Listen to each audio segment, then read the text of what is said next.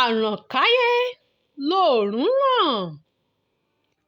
Ẹ̀yin èèyàn, ó tiẹ̀ dàbí ẹni pé gbogbo gbọ́nmi sí omi ò tó àbí rògbòdìyàn ní ká pè é tó wà nílẹ̀ lórí ọ̀rọ̀ Yorùbá, Ìbà Gani Adams àti olóyè Sunday Igboho. Ó tiẹ̀ dàbí pé Ìbà Gani Adams ò tiẹ̀ rí tí wọn ò rí rò rárá. Tá bá wò ó, a ó rí i pé wọn ò tiẹ̀ kọbi ara sí gbogbo nǹkan tó ń ṣẹlẹ̀ lórí ọ̀rọ̀ yìí rárá. Wọ́n gbé wọn lọ ilé ẹjọ́ ni o, wọ́n ṣe gbá ni o, wọn ò tiẹ̀ rí gbogbo eléyìí rò rárá.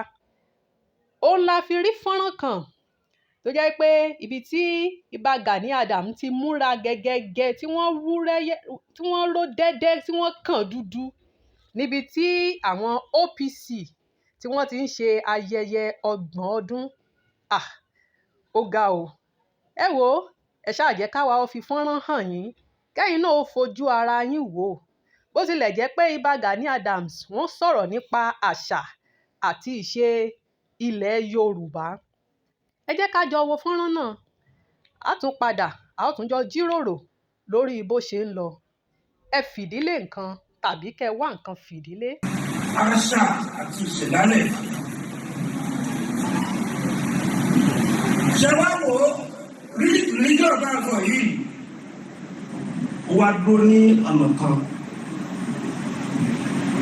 Ẹ̀sìn wá dúró lọ́nà kan mẹ́tẹ̀ẹ̀ta yàtọ̀. Wípé a máa ń gbé àṣà Yorùbá lárugẹ, ìṣẹ̀dálẹ̀ Yorùbá lárugẹ. Mo fẹ́ sọ fún àwọn èèyàn wọn kọ́ máa rò pé ààrùn lọ́wọ́.